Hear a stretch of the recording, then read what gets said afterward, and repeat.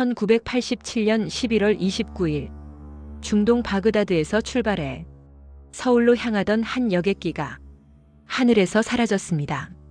탑승자 115명. 그 누구도 돌아오지 못했습니다. 정부는 곧 사건의 원인을 발표했지만 시간이 흐를수록 사람들은 질문하기 시작합니다. 정말 모든 진실은 밝혀졌을까? 오늘의 이야기는 대한항공 858편 실종 사건 그리고 공식 발표 이후 지금까지 남아있는 의문들입니다. KAL 858편은 보잉 707 기종으로 이라크 바그다드에서 출발해 아부다비를 거쳐 서울 김포공항으로 향하는 노선이었습니다.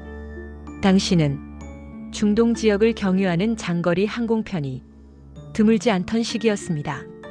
탑승객은 한국인 승객과 외국인 승무원 그리고 기장과 부기장을 포함해 총 115명이었습니다.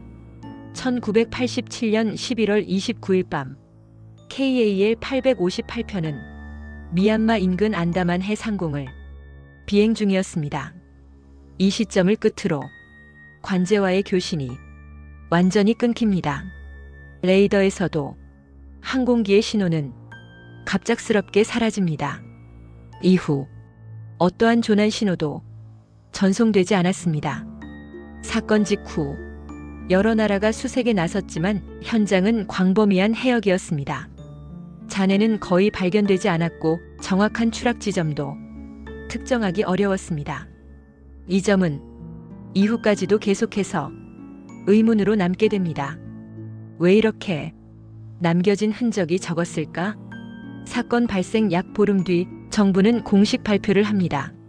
사건의 원인은 북한 공작원에 의한 항공기 파괴라는 결론이었습니다. 체포된 인물의 진술과 수사 결과를 근거로 사건은 규정됩니다. 이 발표로 사건은 일단락되는 듯 보였습니다. 그러나 시간이 지나며 여러 질문이 제기됩니다. 항공기 잔해가 왜 거의 발견되지 않았는가? 정확한 사고 위치는 왜 불명확한가? 초기 수색은 충분했는가? 이 질문들은 공식 발표 이후에도 완전히 해소되지 않았습니다. 일부 비행 기록과 교신 기록은 공개되지 않았거나 부분적으로만 알려졌습니다.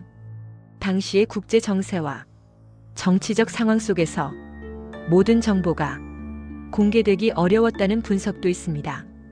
하지만 이로 인해 사건은 더 많은 해석을 낳게 됩니다. 수십 년이 흐른 뒤 이 사건은 다시 한번 조명됩니다. 유가족과 일부 전문가들은 재조사의 필요성을 제기합니다. 그들은 말합니다. 우리는 결론을 부정하는 것이 아니라 과정이 충분했는지를 묻고 있다. KAL 858편 사건은 단순한 항공사고가 아니라 한 시대의 정치 외교적 상황 속에서 기억되어야 할 사건입니다. 공식 결론이 존재하더라도 의문을 질문하는 행위는 사건을 왜곡하기 위함이 아닙니다. 기억과 검증은 역사를 지키는 또 하나의 방법입니다. 사라진 것은 비행기만이 아니었습니다. 115명의 일상, 115개의 미래, 그리고 남겨진 가족들의 시간. 이 사건을 이야기하는 이유는 자극이 아니라 기억하기 위함입니다. 진실은 하나의 문장으로 끝나지 않을 수도 있습니다. 질문이 남아있다는 사실 그 자체가 이 사건이 아직 완전히 끝나지 않았다는 증거일지도 모릅니다. 지금까지 미스테리 아카이브였습니다.